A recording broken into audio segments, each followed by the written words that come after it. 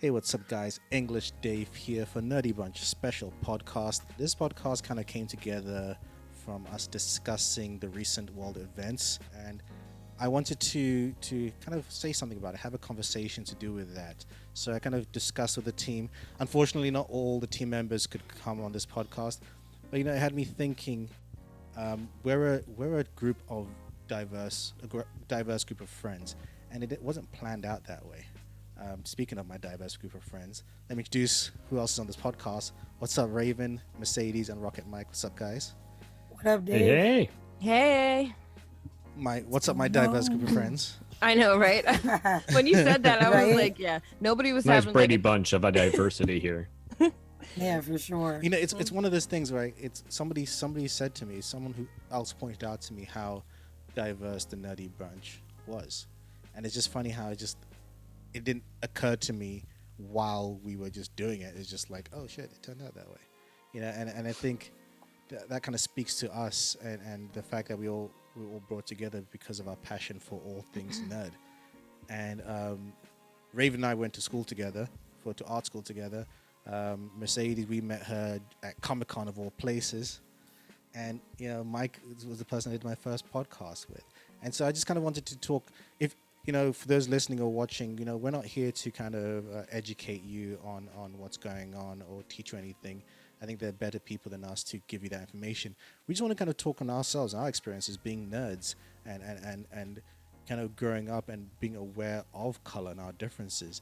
And Well, I think we are educating, just in a different sense. We're not speaking for the whole. We're showing perspective, individual perspective that I don't think many people have had the chance. What I'm to saying, see. I don't want everyone sending each other old Yeah, videos of this like, video. I'm That you not don't, a scholar. you don't need to send this video to educate someone who has no idea what's going on. Don't start But- here. This is advanced. This is like after you've gone through like the new Jim Crow and the 13th, and like this is like past that. Once you realize black people are people, then this is like, okay, boom. Let's we can find out how continue. they are.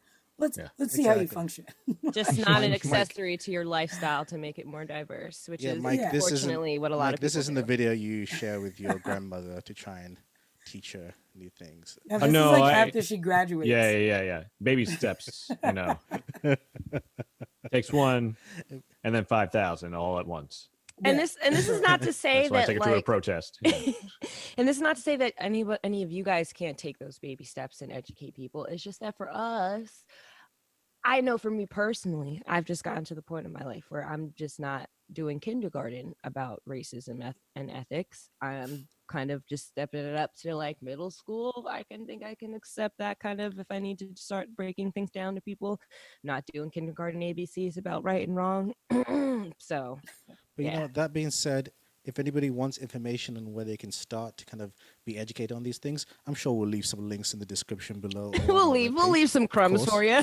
No, I'm kidding. Let Of me course, we will point you in the right direction.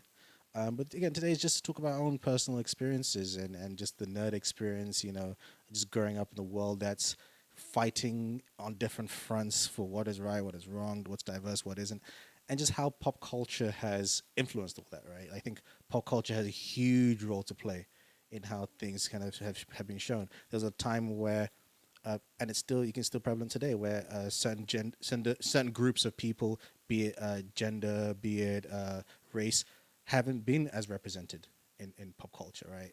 Or when they are represented, it's at the time you think, oh, this is cool, and then you look back at it and think, oh wait, that was super racist, or that was super sexist. We've all kind of gone through that time where you realize, So many times over It- our reviews. We go Of through that movies a back lot with 20 Back years to the or Future, older. man. So And much that you see anyone- like, well, it was just the time.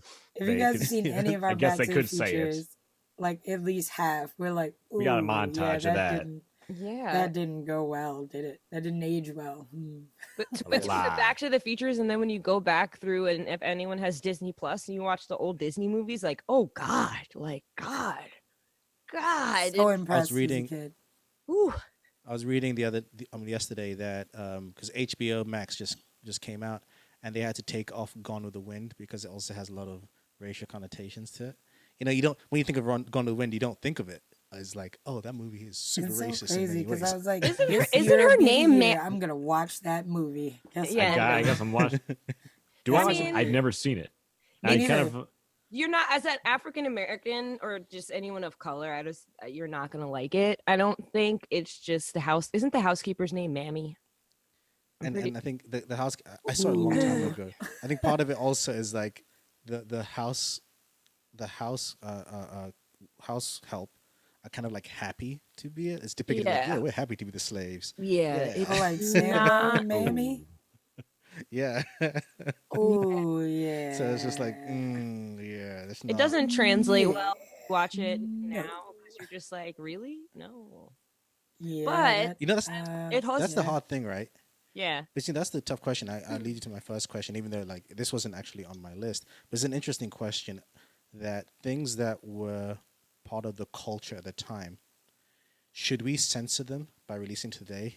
Some people argue that by censoring or not showing it, you're almost pretending it didn't happen. Right? It's almost like you're Yeah. excusing it and trying to pretend. Because then what happens a couple of generations from now, they don't realize that that was a thing. And maybe they repeat the same mistakes. I don't know what the right answer is. Like, do we censor it completely? Or, some people have found workarounds. Because again, as streaming services come out, old content is shown. Some studios have resorted to putting a little disclaimer at the beginning. That kind of explains that, blah, blah, blah. See, This I was actually this. kind of appreciate that. I feel like that's the happy alternative in a lot of ways because it's kind of like, to completely scrap a film. That's a really great film, but some of it is reflective of the times, not necessarily racist, but just reflective of the times.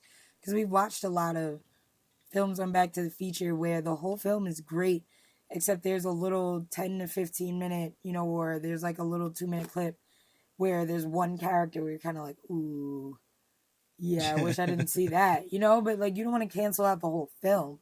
It's Right. like, this film is great. I just wish, you just edited around this part. But you're also appreciative because depending on the time that it's based in, you know, you want to tell the truth. So I think you Trading just put a Places. disclaimer. It's a I perfect was gonna say example of Trading that. Places is perfect. You had Which Dan we Aykroyd did for Back to the and Future. blackface. Check it out. Yeah.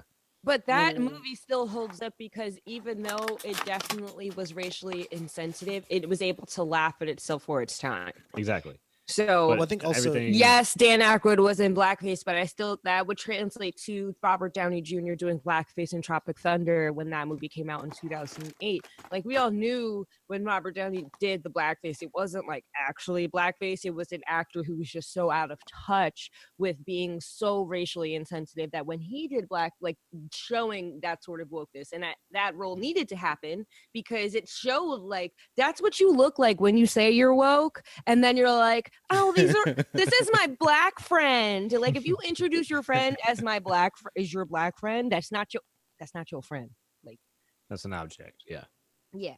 So I think that's where there are certain movies that you have to, have it thrown in your face because you have to be able to laugh at yourself on certain things. Like we're nobody's perfect, but we have to be able to move and learn from it. And we're getting there, but it was just goes to show. Well, it was like that was a movie back in the 70s. Again, with everything that Raven was saying, verbatim was exactly the kind of examples that we've seen over and over again. And it's not an excuse. It's just the amount of people that were aware of it or that were willing to do anything about it. It was just part of the Hollywood culture. Yeah, that's the thing too. I feel like until someone points out that something is wrong, if it's just something that's culturally accepted and it's something that everybody notices, then it's just like overlooked. Whereas now there's been so many movements in terms of just language, what's appropriate and what's not, that when you go back and you watch certain things, you're like, oh, you could just freely say that back then, but it's like we've evolved. But like you guys said, I think that, you need both. You need to know that, like, okay, this happened, we're admitting that it happened, but this isn't the way, Absolutely. Because I think if you don't, then you glorify it. Yeah, exactly. I wanted to kind of pivot a bit to kind of our experiences, right? In terms of pop culture, we all grew up watching certain cartoons or reading comic books or playing video games. And this actually speaks to both you, Mercedes and Raven. not only being black but being women, right? In terms of representation and pop culture. Was there ever a moment in your life where you realized that you weren't seeing as many people that looked or acted like you, being a woman or being black?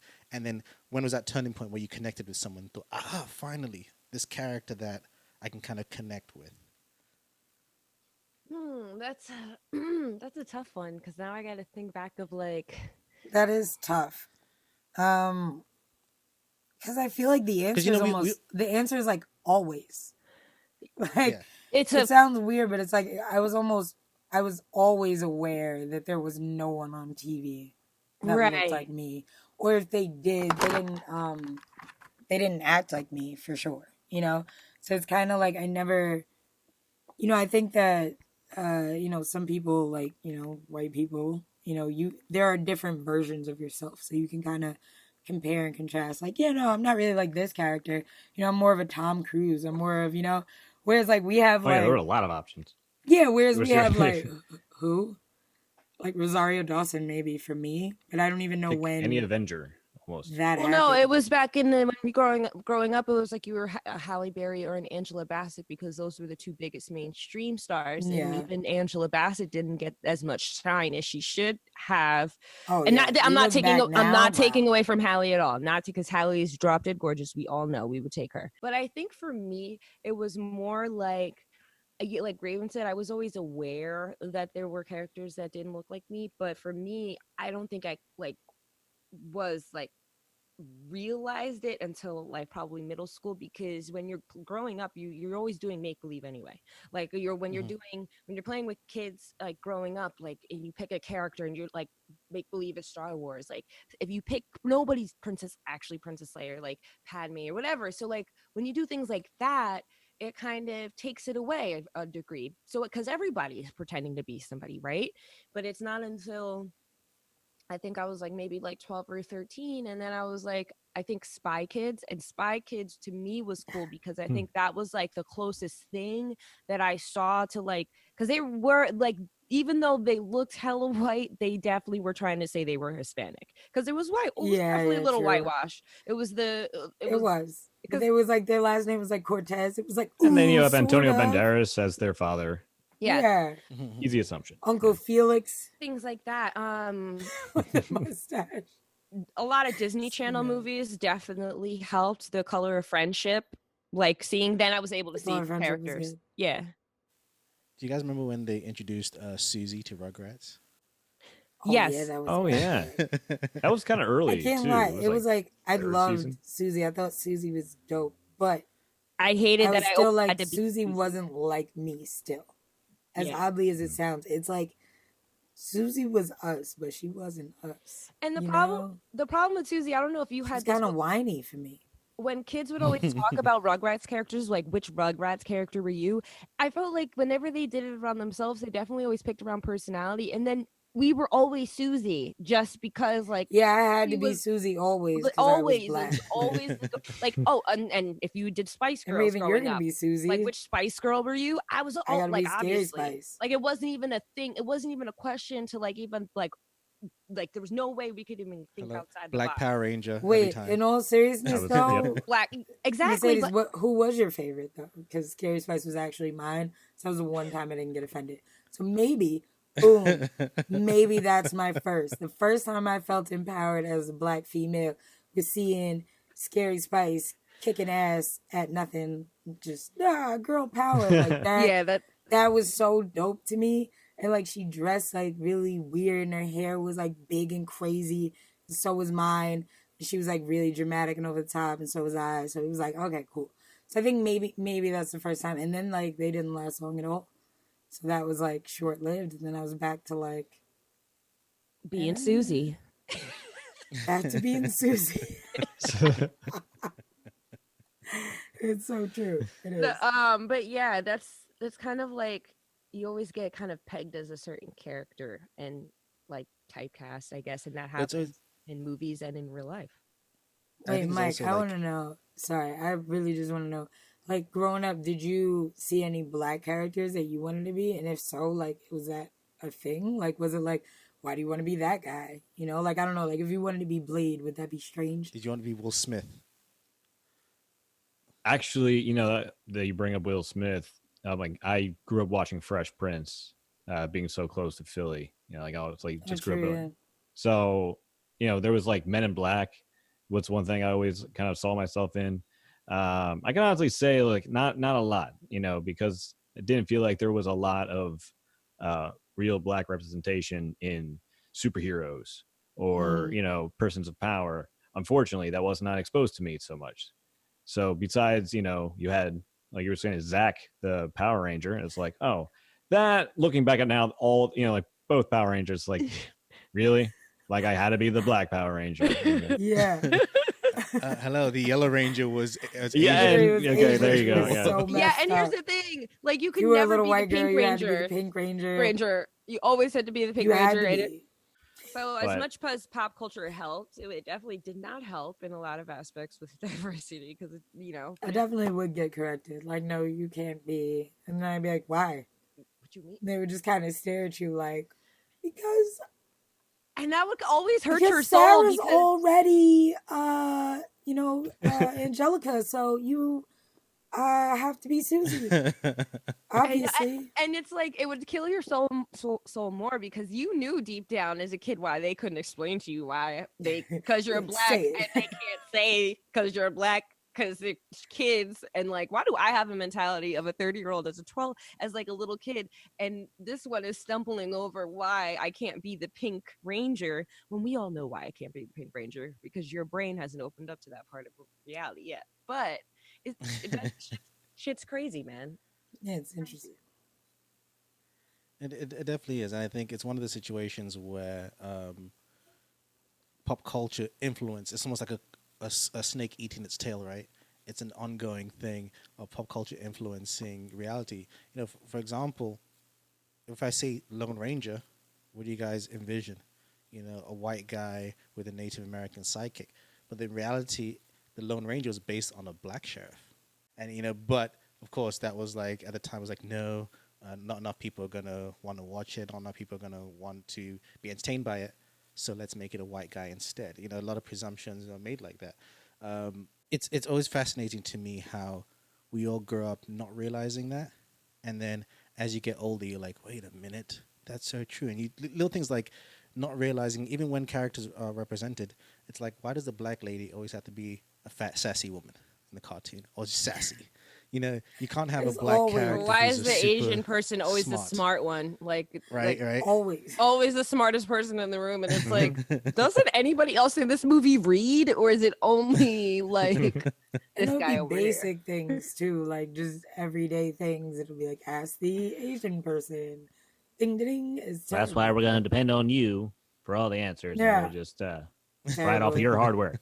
if you The don't black mind. kid in the film is an athlete. Like, Right? It's just that's all we can do is just athletics, things like that. You know, Usually it's hot-headed. okay. He's the Yo, man. quarterback.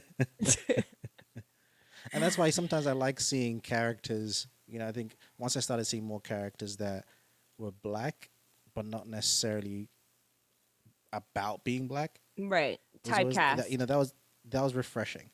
You know, but you know, it started off where you had certain black characters who were always the best friend of the main character, right? That was the Oh first yeah, stage. you're always like the wingman though. And The It's Lando. cool to have a black friend. And that's how they That's dope. incepted mainstream America into thinking like, oh, all I need is just like one good like black friend, and then everybody's gonna think that like, you know, Like every teen movie. I'm well rounded. Right. Literally Oh. token. That's why I love Yes. not another teen movie. You know, where Yeah. the guy is like, I'm the token. I just say, I'm just- damn, I got it. fuck, that shit is whack. Like, throughout the whole movie, he only says 3 lines. And then when he shows up and there's another black guy at the party, they're just like, come on, man. They know one of y'all got to leave. Like, it's When y'all gotta true. leave, we can't both be here. We can't both be here. Mike, you touched on Will Smith a bit. I kind of want to go back to that because I think Fresh Prince was one of those first shows in terms of this modern era, in terms of that showed a black family that wasn't necessarily only aimed at black audiences. I mean, you had probably some stuff before from like what was it, Good Times? Was it Good Times or the other one? The Jeffersons. The Jeffersons. I guess you had that, the Jeffersons, and some other stuff. I think Fresh Prince was like another era, right? Yep. Yeah. It was the you had 90s. Yeah. yeah, That was where mine. you had this black family. But how did you did you watch Fresh Prince, and did you kind of connect to the characters in your own did you way, even relate? though they weren't? Oh yeah. I mean, I couldn't relate to everything. For one, it was not only race but also class. You know, they were living in a Yeah, they were giant rich. upper, They were in rich Beverly I black couldn't folks. Hills. relate to that either. I'm like, wow, you That guys got 2 black floors. They had That's a amazing. Jeffrey. Yeah. They had good lord, they They had did have a Jeffrey. a pool in the back. It was like, oh, I loved watching it just to see them. Let's go around the house a little bit more. You know, I just like those episodes when it exposed more. But I don't know. It was something about Will Smith was just such a amazing actor, even for that age. He has such range that he can go just like wilding out comedy to like really dig into the core. You know, that scene that has like been played millions of times over. You know, the one about his, you know, the absence of his dad, and he had gotten this gift for him. He had this huge monologue that towards the end it was actually improvised, ad lib, you know. And the fact that the actors in that scene went with that and created such a genuine moment, you know, that was you felt like that you had a small window into Will Smith, his personal life, and it didn't matter who you were, you felt that when you watched it. And I guess that was like another level of me now wanting to follow his journey as an actor and as a public figure. And he's still relevant to this day. You know, what is it? He's even coining the phrases like it's not that there's more racism, it's just that now it's being filmed. Yeah. Or maybe I'm paraphrasing that poorly, but no, I think so. Yeah, basically. Basically, we got you. Basically, yeah. You know, which leads me to my next question in terms of film. You just touched on films and things like that. You know, I know what my answer is. You know, every once in a while we've gotten those films that kind of touch on race, either through subtle means like science fiction that uses metaphors to do that, to talk about race. Movies like District 9 kind of plays on that. Mm-hmm. But then you also have biopics and real life movies that tell you the real stories, right? Like Selma, 12 Years a Slave. I know there's something called Black Rage. You know, sometimes Raven and Mercedes, you can attest to this. You watch some movies, you're just like, I hate white people. Yeah, you have to limit yourself for sure. You can't really watch. There's definitely things that, like, if you see and you're not in the mood, like, it leads to, like, a week or two of almost like a hangover where it's like you're going to be, like, in this rut and it's like, I don't want to be around no white person right now because I'm angry. And, like, it's not your fault, but, like, you know, you go through it, though, and it's tough because it's weird. It's like you're appreciative that the story is being told, but the story being told kind of rehashes a bunch of feelings that you maybe didn't even know that you had, or maybe there's details that you missed and that you didn't know. You know, I recently was watching a show, like I watched the show Outlander, and they're in the part of the season now where we're at, the time that they're caught up to is during the slave trade. And, you know, these are people that are going from the future into the past. So for them, slavery's been over for years. They work with black people. They have black friends, everything. So going back to the time where there's slavery and seeing how slaves were treated and being white and having to be someone that is expected to own a slave, you know, it was a very interesting perspective. But in watching that, I didn't know I was going to be triggered. And in watching that episode, I had to like pause it and kind of walk away because, you know, there's just small details that like I didn't care to know, you know, just like the way in which we were put on display and bought and sold and traded, you know, auction format, just kind of like, So I think, you know, it's tough because whether you know a lot of information or not, you see certain things. I think that it's tough to ignore. Now you have a visual. Now you can't ignore it as much, you know, than some story that you kind of knew in the back of your mind, which is why I also think that's what's going on now. You know, I think that that's the overall uproar and rage that we're currently seeing is that exact feeling where it's like something's visual, it's in your face, you can't ignore it now. And like, what do? You know? Mm-hmm. Yeah. And Mike, I put that same question to you. You know, when you've seen some of these movies, knowing that these aren't movies, these are kind of a view into history, and knowing real history, this is probably toned down. How has that kind of made you feel in a sense? Because you don't really relate in the same way that we would relate, but it's not like you're relating to the white guys being depicted either. Yeah, no, I mean it's Yeah, not no. comfortable. Yeah, like where does it leave me? It's impossible for me to associate myself with something like that really paints a poor picture. As it is, I'm sure most people that are good, and we have a lot of friends like that, and we know better, but it doesn't help the fact that it's a problem that started with people that look like me. So it's not anything that can be ignored. But for movies, what was it that I was just seeing? Kind of, in fact, that's kind of started with movies. The Birth of a Nation in the early 1900s. President Wilson even had a screening of it at the White House, and it's really just a glamorization of the KKK and how they're it's like almost like a propaganda film because it really made them shining in the light like they were heroes. Mm-hmm. And the fact that this was so highly criticized in a good way, and people started buying it, and you saw a rise in people now signing up for the KKK. You saw a lot more rise in racial crimes, all because of a movie, because they feel like this is something that they can do too. Unfortunately, it's so ironic that we do reviews on movies, but we see the power that it has for a movement like that, or for a threat like that, or an idea like that. Because it works the same way as media does. You tell a story, and will people believe it or not? That depends on how well you tell it. It's almost like planting a seed, It really is. And you got to get the right place to plant it, and the right amount of attention to give it, and it can blossom into something beautiful or absolutely treacherous. So yeah, a lot of people don't realize that before that film, the KKK wasn't even a real thing, or they weren't, as much of a strong organization. Obviously, there were white supremacists, but white supremacists began to organize and become the KKK after that film was portrayed, and that was because of the glorification of it. So it is interesting. It's one of those times where art imitates life, or that's what they say, right? That's okay. I was like, I don't want to. You got that right. Don't worry. Yeah. So it's one of the other times way that around, art imitates life, and the other way around, where where people might not, people already had that hatred, but didn't have the idea of like, let's all get together in these pillowcases and ride out the night, like I think that changed a lot by just actually seeing it, like seeing people do it and be like, oh yeah, it looks like it's accomplished. That's a good idea. Like maybe you didn't think of that before. You had it in your head, but then you're like, oh, there's people physically doing it here. It might be fake, but I can make that real, maybe. And I also will say, that's all that takes.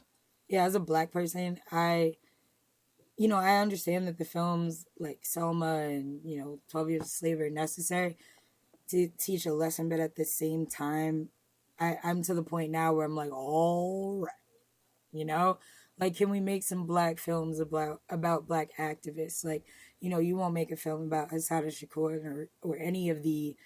We won't see a Black activist film, or we won't see Black inventors, scientists, when we know that they exist. Black men get the same film release. And I think that that's upsetting because there needs to be a contrast. If all you ever see is Black people as thugs and criminals on one side, and then the other side is as slaves and as victims, and when there's no in between, it's like, what else do you see? And I like appreciate that now. I don't think that that's as much. Granted, it's still a big problem, but we are getting things like, Black Panther. We are getting more Black shows. We're getting things like Insecure. And, I think that it's a good time now that we're starting to get more representation, but we still have a long way to go, for sure. All right. Yeah, like to touch upon like that statement, I think the reason why those films get made the way that they do, and I do appreciate them, like 12 Years a Slave, I can honestly, I've only watched that film once, but like I know twice, but I stopped it at the last scene with like Michael Fassbender and Lupita, because it's just like a hard scene to watch. And I feel like a lot of that is done because sometimes people feel like if they want to get their point across, how can you not feel this pain, or like see how we have struggled, or what happened. This is why, like, we need to do this. But what ended up happening is that people ended up just watching the stories and just being like, oh, okay, oh, it wasn't that bad, it's dramatization.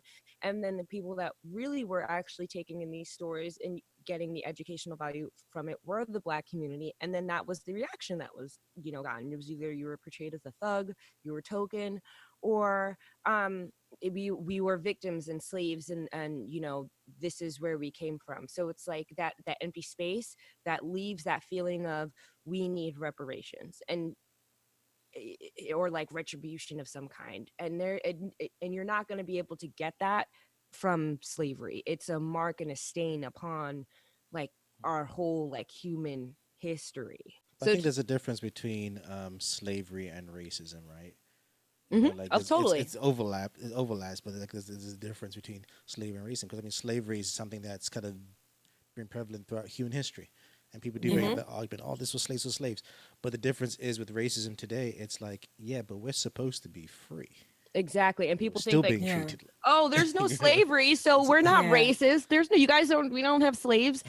There's no segregation. But no, the fact of the matter is like, one of my friends posted this, one of the questions was like, if you feel that your daughter can't date a Black man, or you can't have a Black friend sleep over, that's the racism right there that you don't even subconsciously realize that you have, because you have a fear of this person or this being that looks different than you being in your house. And why is that? And you have to examine that question in your brain. And that's a good segue, because Mike, I wanted to ask you that, were there times, where your friends, you clearly have a good diverse group of friends, but I'm sure I can probably assume not all your friends have this kind of diverse group of friends. Have you had to kind of been in moments where, you were with your family or other white people, and something came up or something happened, and you just felt uncomfortable from it, and just that moment of realization to realize, oh shit, other white people don't think like me? Yeah, I've had those that I am closely associated with use the N-word just casually. I don't know if it's ever it's never in a positive way, for one. I never hear it in a hateful term, but it's never obviously good when hearing it, because it does sting it. And in the past, I've kind of just always let it go. It's not any better than using it itself, but it's also, the situation is always like, oh, well, I'm close, so if I say anything, I don't want to create more conflict than what it is. It's, in a lot of situations, it's not even my house. And regardless of what it is, now things would change, but now you're that guy. Yeah, exactly. And now they're like, gosh, Mike, why do you have to make everything about race? Don't invite him here. Granted, I haven't heard it in a while, but it's been... They know now. They know you're Mike's coming. one of those. Now they know it's like... They're going to start whispering Black people to you now. That's what they do to us. They'll be like, Raven, and she was Black. Like, why are you whispering? It's like, why are you... I don't understand. Is it a secret? Am I not going to know when I meet her? Or... Yeah. It's like, that's when it gets weird. When you're blasphemy now. It's okay. Don't say the N-word, sure, but like you can say Black. It's okay. You don't have to whisper. God, when did that started like Black? But you guys don't like what? Make it make sense, y'all. Make it make sense, please. Oh, all the time. Like, do people whisper like completely acceptable words to you, thinking they're being racist? Retail is the best when that happens, because then they're trying to tell you who the associate was they were working with, and it's like, you know what she looked like? But I've done that. It was African. I've been like, oh, was she the Black girl? And they're like, oh, I wouldn't describe her as that, but yes, she's a human. I'm like, shut the fuck up. Like, I'm gonna go get her. I don't see color. People will tell me that, and I'm like, okay, but like, I asked you a question. I need to know exactly around. Somebody just robbed me, lady. Like, I need you to tell the truth. Happened okay. So many times in my retail career, people will be like, "Oh, somebody was just helping me, and they had her hair was just like she was maybe this thick, tall, and it was like very like curly." I was like, "Was she Black?" oh, no, like I don't see, and like I don't see color comments. Like, still, why are you nervous? Why are you nervous? And they're like sweating, and then I'm like, okay, You now made we it should weird. investigate. Now you made it weird. I think you are racist. Exactly. Now I'm going to ask you some Sometimes- questions. Now I want to know how you do sometimes feel. that kind of, just The like racial thinking woman is that just guilt. juggling over here. I can't control all this. It's gotta come out. I'm sorry, what, It got me Mom? She said black. I don't know if that's allowed. What? It got me thinking that like that kind of guilt works both ways, right? Raven and Sadie, I'm sure you guys can kind of attest to this. Do you feel pressured to love every black movie that's out there? You better love Tyler Perry because he's black man doing it successfully. Oh, I'm mad you did this. Oh, I'm mad you Nip the did butt in this. this really quickly. So, Sadie, am you I go a fan? first, because we can all agree. Diary of a Black Mac. Did you say diarrhea of a mad black woman? Because the accuracy. The only acceptable No, I'm one playing. really to That one watch. was the only good one. The only acceptable one That one really was to good. watch. Other than that, the movies, they're trash, but like I appreciate the man because of what he's doing for the community. I mean, here's the thing. If we want to talk about like if you're going to talk about like the way that Selma and 12 Years a Slave depicts us as victims, at least he's creating a whole genre of films. Like there's a group listen, there's a part of the culture that, they like what they like, and that's fine. But don't you feel It's like fine. Sadie's Medea- about to start whispering. She's about to be like, and then And that's fine. People. White people People like got their shit. Black people got their shit, right? So But you what know I what, have that's he I feel like creates that's how you explain it, right? Exactly. true, If white people have their shit, black people Black have people their have their shit. it is true. Tyler Perry is one of those things that, that's our shit. Like that our group of people, that's their shit. And But don't you think he stereotypes himself? Like he could perpetuate the stereotype, though.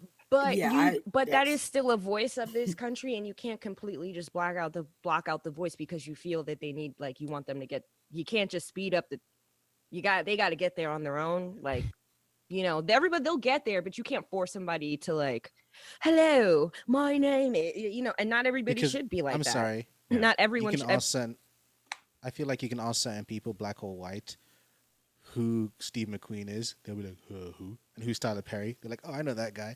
And he's like both black directors. One of them made an Oscar movie, 12 Years a Slave. And, and that's my problem with things like that. It's like, I feel like movies, like, the Tyler Perry movies, or even just some of these, like, and I know there's a place for them. I'm not saying that, there's no place for them. So, I like, just think they take center stage.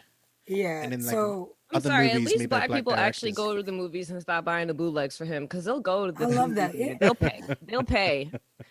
Black Panther, they pay for there was no, Yeah, no- no. See, Black people Panther's went- different, though. Black Yeah. Panther's a different story. I know. Yeah, I'm just saying. because Black Panthers is amazing. But So I this appreciate is the man my- for the culture. I appreciate him for the culture. I hate his movies. So my kind of outtake on that situation is like, I don't know. I recently had to talk to my family about because my family is very, very, very pro black, and so am I. Of course, like, for the most part, anything, if I find out it's black owned, I'm at least gonna check it out. I'm gonna try to show love, support, if it's something that, like, I can actually use, obviously. But yeah, with that being said, my family, they'll in a group chat, oh, we're going to support this movie, oh, this is coming out, we're going to see this play, and any black actor, oh, we're going to, this person is starring in that, let's go see it. And I'm completely with it, but I kind of had to, like, address my family, like, in the group chat, a couple months ago. This is recently. And I had to tell them, like, look, family, like, I got to be honest with y'all. I am no longer supporting anything that perpetuates the black stereotype. Like, I just can't do it anymore. I'm not doing any more, like, horror slave films. I'm not doing it. I love you all. If it's a black Antebellum, director, not for you. that's the thing. And if it's a black film, I'll find a way to support it. I will play that movie in the background on mute and not actually watch it. I will give you that watch. You know what I'm saying? I have no problem. I will support you. But, like, am I going to watch it? No. Just because it's like, I'm good. You know, like I want to see some like positive black roles. I want to see what happens next, you know, because there's a whole movement that took place after slavery that we have like 4 movies of, you know. So I think that there's just so much more of the story to tell about what happened after slavery, because I feel like the examples that we have of what happened during slavery are great. You know, we have really great films, so just use that. Here you go, boom, check that out. We don't need a new version.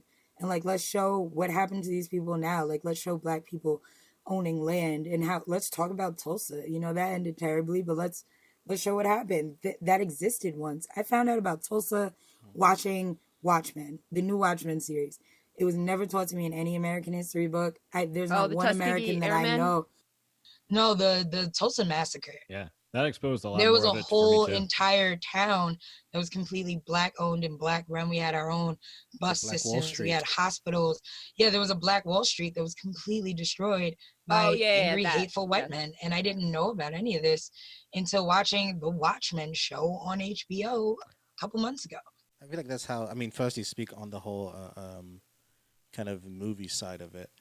I kind of am with Raven here. I think, you know, yes, I agree that there is a space for and a place for these kind of Tyler Perry movies, but I think too often they overshadow other talented black filmmakers Because I and think actors. I do think that Because people think his that's stereotypes the are true at epitome a of it. time, but I don't think Yeah. that's all. You know, like certain people, it's like, oh, the light skinned dude has to be a certain way. Oh, if he has a suit on, he probably beats his wife. Like, it's just so many stereotypes that I think, because there are a lot of white people that do love Tyler Perry films, and he does have a major platform. So I feel like for you to show black people in a way that perpetuates the stereotype where they're watching us and thinking that we do have completely broken homes is kind of just like, you know, like it's like, or if I saw a range, I don't mind him still making the same kind of movies he is now, but let's also see some films, you know, where the guy in the suit isn't that bad because he's a guy in a suit now. So what are you Yeah. saying about yourself? That's what You I'm know, hoping. it's just strange to me. I'm hoping that's what You know, we'll one of get my from the favorite- new production company. Like maybe he did all those like movies, those, you know, to make money for his own studio. And now we will get a different depiction of his style and different stories and voices of the black community. One of my favorite black characters in recent films was Lakeith Thompson in what's that movie? Sorry to Knives bother you. Out. Oh, No, no. Knives Out, because the character didn't have to be black, right? He's a detective, you know, and I find it because, you know, I think a lot of actors, it's about balancing when you do movies about a black character or this kind of like a big moment in black Lakeith's last history. name is Stanfield. Yeah, said Lakeith Thompson. Stanfield. Sorry. I was like, who? I googled Lakeith it. I don't Stanfield, know sorry. this. Like, who are you talking about? I was like, hold on, How many Lakeiths are there? must know Lakeith Thompson. Because I think one of the things is, as I feel like a black actor, when you do those films, is you get typecast, right? Is, Yeah, I do love that he you could have been anyone. Into, you know, we typecast you. You can only do those type of films, and sometimes you want to do other films. You know, like you want to play other kind of characters to show that we can be normal characters that have an everyday job. That not every one of us is an activist or some wise person. We can be normal too. We can Wise be, you know, person. if we're gonna be the villain, you can make us the villain that likes that's a mathematician. You know, we don't have to be we don't have to a be the brute. gangster villain. Yeah, Yeah, right. we don't have to be like the physical, Dripped in you gold. know, criminal.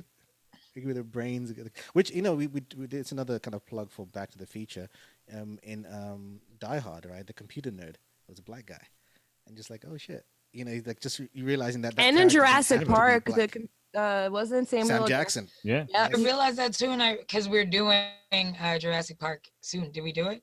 We didn't do it. Yeah, no, we're It's doing coming it up in 2 weeks. There you go. Yes. Yeah, we're doing Jurassic Park. Either way, I rewatched it already, and when I was watching that film, I had a whole moment of just like, wow, man, like in some ways, you know, Samuel L. Jackson has kind of just been killing it since forever. Like, yeah. since forever, which I've always thought, but like when you really break down his characters, a lot of his characters are just characters who are kind of interchangeable. You know, where, you know, granted, yes, we see it as a black man and he has his, you know, motherfucker lines, which definitely makes him a black dude. But, you know, a role like that in Jurassic Park, I don't feel like he necessarily had to be a black man. And I don't feel like he was a stereotype of a black male. Seeing a black man sitting down, what was he studying? Genetics, Yeah, he was. They we were don't see genetic. that often. So sure, thanks. I'll take We'll it. take it. Yep. Even in Star Wars, Star Wars, he I was was a gonna bring up Star Jedi, Wars. no? Yeah, Yeah. Mace He was Windu. one of the head Jedi. He was a Mace Windu. And badass Jedi. Like, come on. what's great about his He's Jedi on the character was council. He exactly you didn't really see any black Jedi, and he No. got his own color lightsaber, which he got to pick his own. It's purple, so it's kind of bordering on. Pretty He's damn not- cool. He definitely picked his own color, and he definitely picked purple. And I was like, "Did you have to have the grape juice lightsaber?" But it's fine. But also like and one of his other characters that he's famous for now, Nick Fury, who in the comics was white. We have examples of that in terms of changing the color of major popular characters. I remember at the time there was controversy, right? There's some people who I love hated it. Black Like, Nick Fury. Oh, And they like, oh my changed God. it for Sam Jackson, right? Isn't They that because did, they once thought he they- was so funny? They were like, "Let's just make him like Sam He's Jackson." a It's badass like- motherfucker. And yeah. Well, it was Yeah. actually Yeah. based on it was actually Accurate. based on the comic. One of the comics, the Ultimate comics line. It's a whole new thing. Marvel restarted the comics in the early 2000s, and one of the lines was, "Oh, if anyone's going to play me, it's going to be Sam Jackson," and that was a joke in one of the comics. And Sam he Jackson didn't. read that, and he was like, "Well, this has to happen in real life." I know. Can you imagine? Like, he Indeed. didn't even have to audition for this Marvel Cinematic Universe, and like that's what he's going to be engraved into for. Like, he never has to work He again. was written into the amazing. foundation of the new Marvel. One of the good things about Nick Fury as a character, it just Sam Jackson's successfully playing him. It showed. I think it was a good example to say that hey, black actors don't necessarily have to play a character that's written to be black. You Yeah, can play for normal sure. characters. It can still work. And I think it did. I think it worked very, very well. I think Nick Fury. I think there's gonna be a whole generation of kids, of people growing up, being like, "Wait, what? Nick Fury used to be white?" Like just being Yeah, like, that's gonna blow their completely- mind. Yeah, like, they're gonna- mind blown. Brains are mind blown. Right? Things like that. Just like what? And even characters like this is not a race swap, but in terms of characters like Miles Morales in Spider-Verse, right? It's Yeah, it's for another sure. I love Spider-Man, that though. and dealing with that. And I think that's another good example, a good way to do it, right? You're not replacing Peter Parker. You could say Spider-Man can be another character, not necessarily Peter Parker. And I think a lot of comics have kind of played with that idea of, okay, the mantle doesn't have to be the same as the person. Peter Parker doesn't always have to be Spider-Man. It can be Spider-Woman. It could be another version. Batman, Batgirl, Batwoman. Like things like that, where it switches up the stuff. And I think sometimes it makes it work. And sometimes it works, and I love it. And sometimes I don't like it because it's like, well, can we have new black characters? Does it have to be a black version of a white character? Because I feel like you got that a lot. There's a time True. where Yeah. every black character was either called Black something, had black in their name, Black Lightning, Black Lightning. right? Yeah. Or they were just a black version of a white character. It was very rare that you had like this character that's unique, and I think that's what made characters like Black Panther stand out. Even though Black Panther had the name Black, it kind of worked. And ironically, people used to think Black Panther, the comic, was connected to the I movement. felt You like guys it was more remember, like a color um, in that one. It felt like more of a color than a race. Yeah. Black Panther was the first time I saw a character in pop culture where young white kids wanted to be the black character. I saw a Comic-Con, like white kids dressing up as Black Panther, and it blew my mind. I was just like, what? I saw a little white girl dressed up as Shuri. I was just like... Yeah, think it's so that cool. It's movie- mind-boggling. I never thought that I would see that day either. Yeah. Like a day where white people wanted to be black characters. Yeah. So much so to where they're fighting with their friends about it, to where people are telling them, you can't be the black girl. And they're like, why not? Which is like the complete opposite that we dealt with. Before it was like, oh, you can't be the Pink Ranger. For them, it's, you can't be Shuri. So it's, what a time. Could you imagine being on the At the playground and some turntables. girl was like, "I'm gonna be Shuri," and like, "Bitch, what? No, I'm That's what I'm saying. Maybe I would be the same problem. Maybe I would perpetuate everything that's going on now. No, you Maybe better I would take also that. be like, you can't do that. I would tell my kids, you better take being Shuri. I had to be the Yellow Ranger all my life. You better be Shuri." What I like about Black Panther, in the sense that, yes, he was the first mainstream black superhero in comics, and in this kind of new age of comic book movies, he was like one of the biggest. What made Black Panther work was that we had other black characters, right? In Falcon, in the MCU, but he has this other level of regalness that it's not just because he's black. It's just the other. I think that's what kind of makes other races kind of connect with him, where you kind of with both black and white. You look at Black Panther, T'Challa, and the same kind of. Wow, he's a king. This guy, Yeah. where he comes from, Wakanda. This is all cool. Whoa, Wakanda is dope. I liked Black Panther. A lot of movies tend to take people's racial pain and turn them into the villain. I just finished watching. We just did X-Men, right, for Back to the Future. Something like Magneto. The prejudice that he faced being a Jew in the concentration camps, and characters like Killmonger, right? Even though his story isn't personal, specifically to say like he wasn't a slave, he still feels the pain of his people, and with Black Panther dealing with race in the sense of the other perspective of you did nothing to help, you had all this power to help, and I think that's what also made Black Panther. I also love that Black Panther deals with what goes on within the Black community also as a result of oppression, right? And because I liked it because it's something that a kid could overlook watching in the film. Granted, they'll look at the film and know, like, Black people are just like us and it's really cool and everything.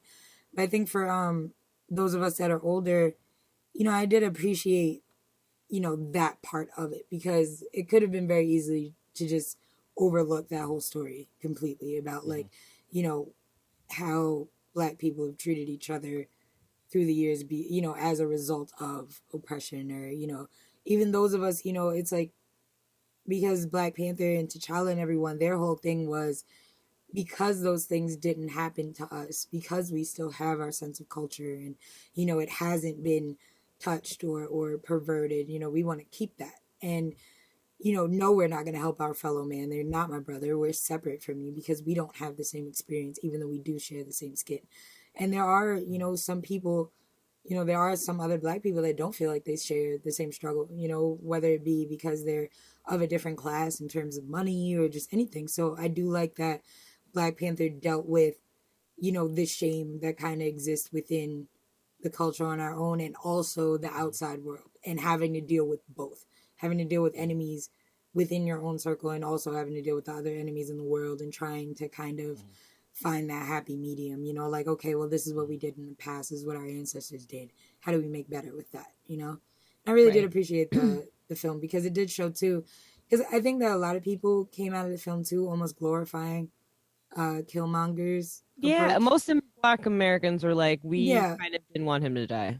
Yeah, a lot of people were like, oh, it's stupid, that movie's dumb because in the end, Killmonger died. But it's like the whole film is about how you can't fight oppression with oppression, and I did enjoy that aspect of it. I like that it kind of gave every perspective and you did understand every perspective, because I was with Killmonger. I was like, hell yeah, makes sense to me, but I don't agree with you killing women and children and innocent people to get there. He even says I killed my own brothers. And that's literally what he said. He said, I killed my own brothers, and then he said, we're going to take what's ours, whatever women and children we have to kill to get there. And he literally says he's going to kill every child. So, that's when you're kind of like, whoa now, and that's the thing, it's all extremes. It's people, I feel like, ultimately, we may all have the same goal. We all want safety and security and, to live comfortably. But I think that everybody's methods of going about that is where it gets complicated. And I do like that. I kind of touched on earlier how kind of like being nerds, I feel for me at least, helped me deal with some of these issues, right? I watched a lot of science fiction and read a lot of comics that touch on these kind of stuff. But I also felt that... I would say I almost wish that I was more into comics when I was younger. Same. Like actual comics. I watched the shows. Obviously, we all grew up with X-Men and everything. But I'm only realizing now in adulthood how much the comics that were out in the 60s, 70s, early 90s actually did reflect our times and actually would have made me feel more included and would have made me feel more seen. I didn't realize how many Black characters there actually were, or at least just the narrative about what was going on, We told you to read Raven. You hate to fucking... Well, that was pictures. I would have done it. But it's funny you say that, because the kind of the train of thought I'm going down is the fact that, ironically, that almost separated me from other Black people because I was reading the comics and into the sci-fi, And so like being that nerd, it was a time where it was like, but you're black. How can you be a nerd? That's just weird. And I think just not just be black. I just think there's always a separation when you're a nerd, right? You know, you like certain. Mike, I'm sure you've liked certain things that people are like, oh, that's weird that you like that thing. You know, I feel like certain kind of pop culture stuff that we like have always been seen as, why do you like that? But I always felt like that educated me in the fact that people can judge you on the different things that you like, because especially like being black, that there's good and bad male, to every character, that every character isn't all evil and every character isn't all good, and that's the cool thing that comic books teach you. And I feel like also it taught me that there's variety in characters, right? In one person. Like I grew up very sporty. You know, I hung out with my sports guys and we talk sports, football in terms of not American football, but real football. But then if I want to start the conversation on any of my nerdy stuff like Star Trek, it's always like, ugh. You know, it's like I would so I'm forced to only talk sports. You know, I have this pressure that, well, I guess I can't talk about this stuff. You know, and I think Aww, because Dave. but I met you at Comic-Con, okay? That's true. I was like, what do you mean? You talked to me. And then I was like, oh, me and Raven are the black nerds. We're black girls. Well, So that's the thing. And I think we were the rare find, though. That's why we were like, unicorns. Yo, let's be friends, because you didn't look like nobody else there. None of us did. All of us stood out. Hey, you didn't smell weird. 20 feet but I feel down. Like even in pop culture, right? Even as a white guy, like the white nerd is still an outcast, right? It's still seen as bless you. The white nerd is still seen as an outcast. I think that's why groups of nerds tend to have a variety of different types of friends. Because you have that commonality. You're always the outcast. You know, you're always that outcast. And he's like, well, fuck you guys, and I'll go hang out with my other nerds. Yeah, I agree. I will say that too. It's also a big reason why I'm a big advocate for just like extracurricular activities and school programs, because it was a similar situation for me when I was in school. My neighborhood was all black. I didn't meet any white people until I started school, like elementary school and everything. And that was like kind of my first experiences of different cultures. But for the most part, my family was black. My neighborhood was black. I didn't really have a reason to kind of interact with anyone else. So it wasn't, but like when I did, it was never a thing of hatred or, feeling of malice. It was more so, ooh, you're different. I want to get to know you. But I did start having that issue too. Once I started going to school, I gravitated towards people that had the same likes as I did. And a lot of my likes, like I started doing art. I used to draw and stuff like that. So in art class, anybody that can draw is all in the same area, and it doesn't matter what skin color you are. It just matters, what you can put on the paper. So, between that and then like, music class and stuff like that, you just meet people that love music. And then as I got older, I got involved in theater and when I was in school. And then when I got in theater, that was when I kind of feel like everything changed for me. Theater was just every kind of person and everybody was just fucking weird. Everybody's just really strange. Everybody's just as strange as I was, and I felt like that was kind of, because I played sports too. And even my sports friends, I fit in with from, my drive and my athleticism and my, my competitiveness. But beyond that, like, I didn't really care. So it's like, I want to talk about, a movie I saw last week and I want to, reenact the characters and you can play this person. I'll be that person, and I thought that was so cool.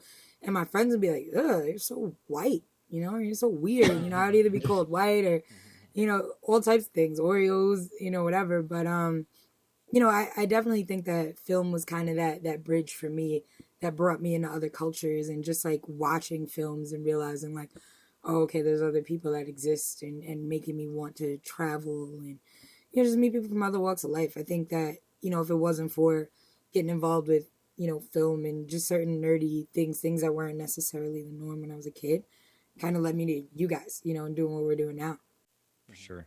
Absolutely. Exactly. And I think that's part of it, right? It's kind of like embracing our differences as a good thing, but not necessarily a bad thing, right? To learn from it. Mike, I wanted to ask you this final question, though. I think something that's always fascinated me, recently because of recent events, one thing I've noticed is there's a lot of white people out there who are kind of just like, whoa, I had no idea this was happening. Like they're not racist in the general sense of the word. They're not gonna say, fuck that black guy and all that kind of stuff. but they thought everything was hunky dory and everything was great and everyone's living the American dream. So it's like, what do you say, Mike, to people who say to you, "Nah, racism doesn't exist. What are you talking about? This was just an isolated incident with George Floyd." You must come across some people like that who try to think, "Oh, this is being overblown." Pop culture isn't that bad, hasn't treated black people that bad, and all that kind of stuff. What do you say to that? That's gonna be a long fix for anyone that's that far lost or uh, ignorant of the fact. If that's even if existence is the problem, then there's going to be a lot of people on that. It's not going to just take one person to say, "Hey, you're wrong, and this is why." They've been feeling that way for a long time, and I'm not saying I have all the answers, but it's going to take a lot for somebody to change their minds, especially if they're the older crowd. But for I guess anyone in trying to embrace what it means, what can be done now, it's obviously it's having conversations like this. It's trying to see where everyone that you normally wouldn't have talked to about anything regarding this would have any opinion whatsoever. I am carefully but openly trying to start conversations more, and because I've never asked these kinds of questions, especially to a lot of people very close in my life. So it's educating for me too to think that everyone's on the same page that would be ready to do something when you could be surprised when you find some resistance or total silence too, as I've gotten. And I'm still trying to figure out how to approach that. And yeah, I don't have all the answers, but right now it's what else can what can I do? Yeah, but to not acknowledge it whatsoever is, in my opinion, unacceptable, because you would think that all the evidence is right there around you if you've had any kind of education. But right now, for what can be done, it's exactly what's going on. It's just pushing more. It's having these conversations. It's being exposed to it more often. And to say that this is a surprise that I had no idea, is also not so much of an excuse either. To say I had no idea that any of this was happening is bullshit. There are little things. There are levels. I'm sorry. No. I was just gonna say, because it's 2020 and there's social media and there's the news, so Yeah. there's Google. there's so many resources, and some people yeah, so cut off, and so like this. And it could be where you get your news from. If you only have yeah. one source, then you're going to have tunnel vision on a lot of issues and subjects. So that was also my fear in reaching out to others. Like, where are you getting your news? How often are you hearing from different sides and different voices? Because that's when you're only going to be able to form your own opinion, as seeing all the options out there.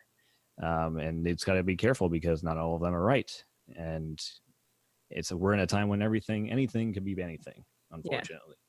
But you just really have to do the research, and you do the investigating yourself to really get what is true.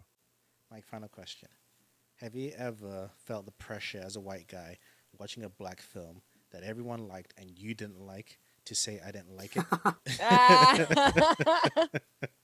And not come across like you're racist?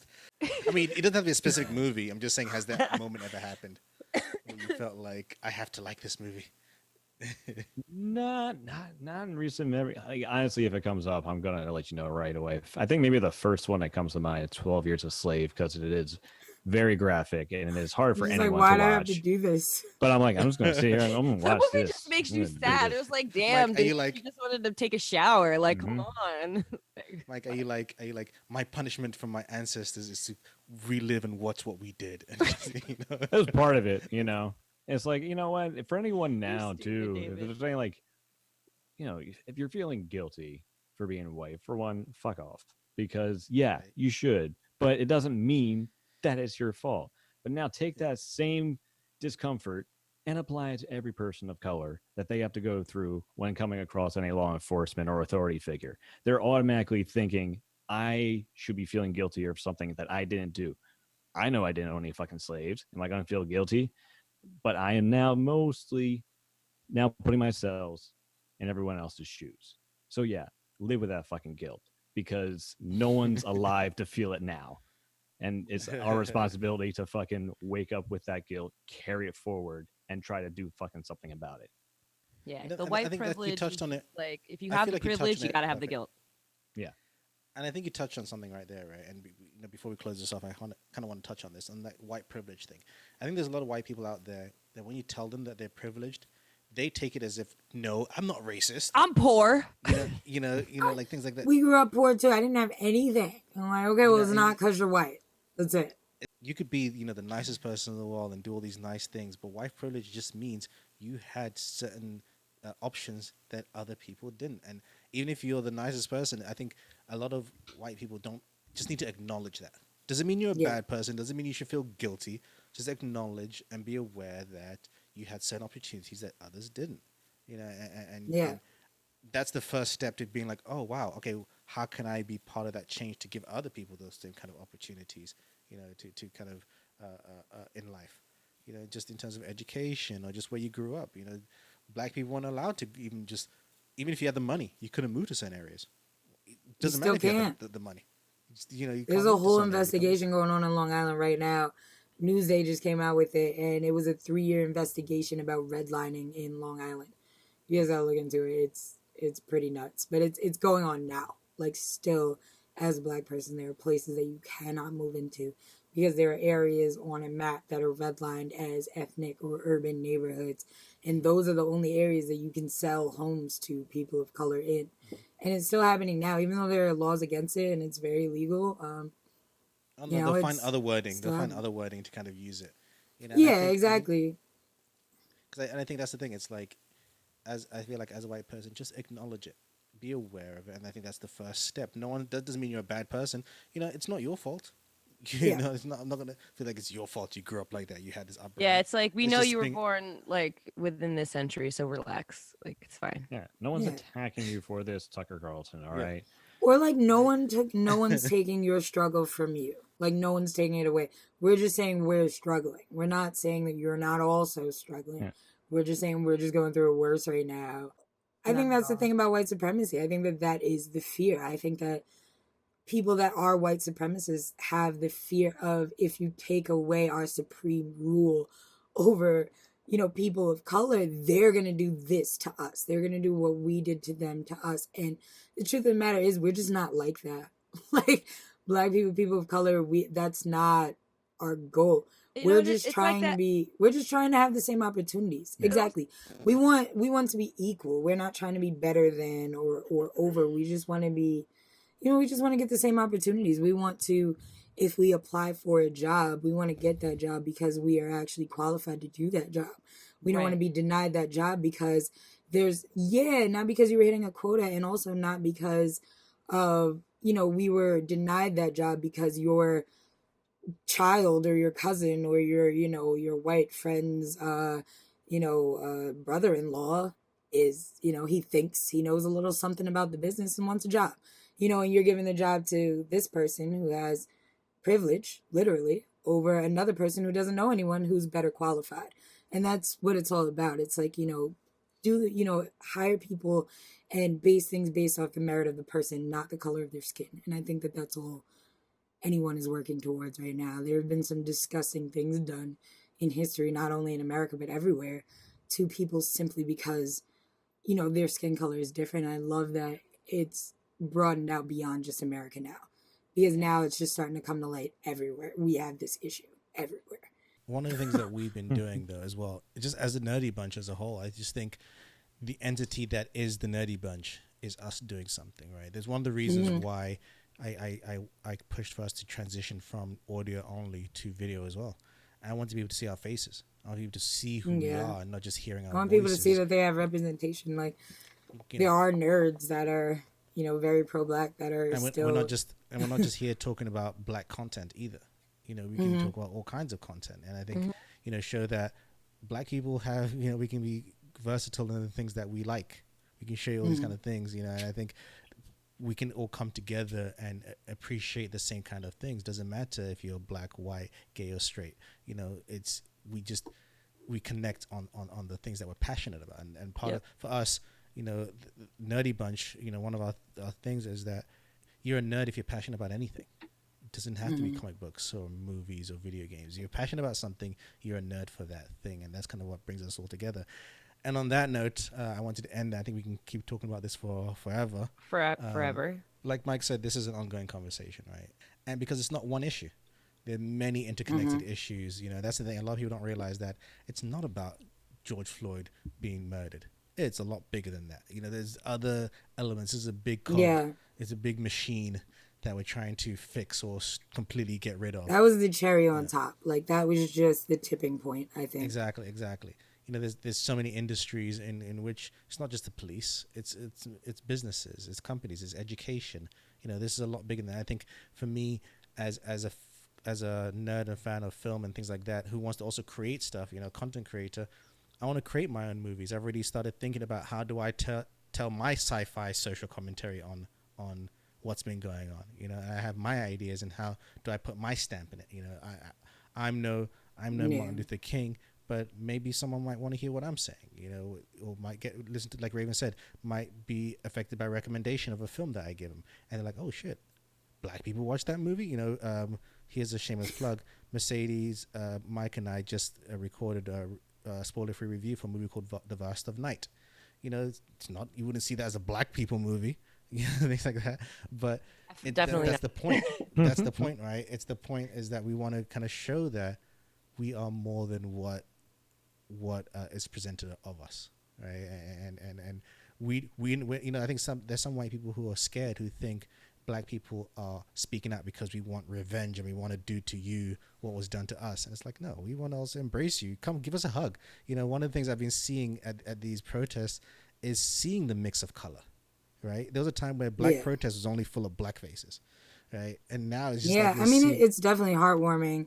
Yeah. Because it's kind of just like, wow, you're seeing white people on the front lines now. White people getting shot with rubber bullets and gas right alongside us, which I don't know if this is the truth, but I feel like from every single thing I've ever read in history, nothing like this has ever happened. And I think that as tragic as this whole scenario is, the death of George Floyd is disgusting, and that whole, it's hard to stomach. But the one good thing that I think came about of all of this is this strange sense of unity that I've never felt before. I have friends reaching out to me that I haven't spoken to in a while, or that I'm cool with, but we're not super close. We might have went to school with, that are reaching out and just being like, I know you're going through a tough time right now, and like, you don't have to talk to me about how you feel, or I don't expect you to, tell us everything that's going on, but just know that you have a friend. And if there's anything I can do, let me know, and I'll do it. If there's any charity, if there's any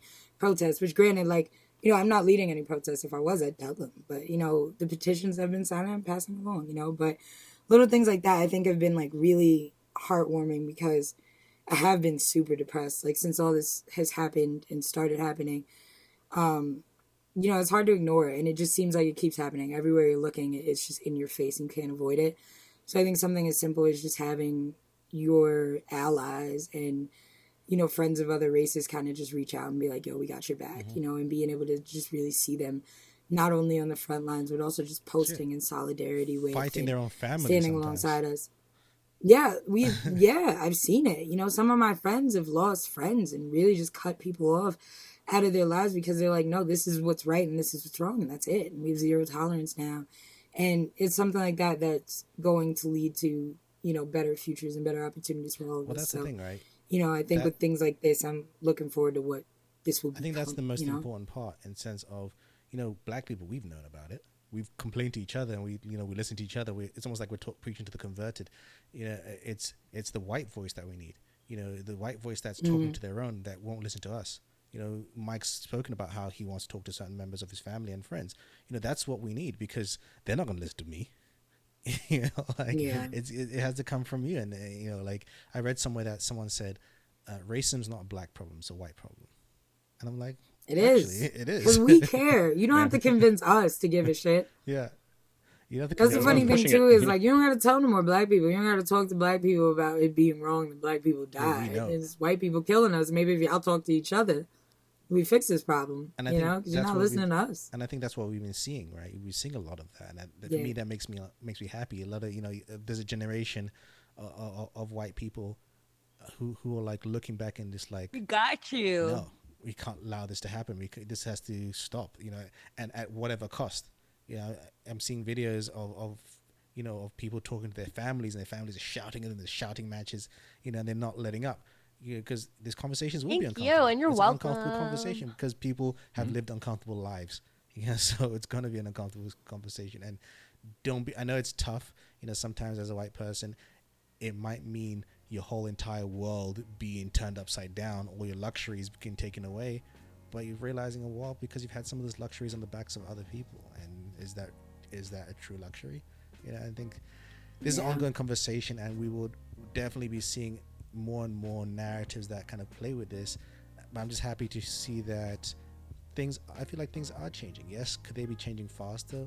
I would want to, but we are seeing certain changes in various outlets. I'm sure in the next few years, with how things are turning, you're gonna see more focus on black characters and black narratives in the media and things like that, and the diversity of it all, and kind of how it all mixes together. I think it's a great time to be a nerd. It's a great time to be us as well, Nerdy Bunch. If anybody wants to hire us to talk about black things, we're here for you. We got you. Yeah. On that note, thank you, Raven, as always. Thank you. Thank you, Rocket Mike. Thank you all. Thank you, Mercedes.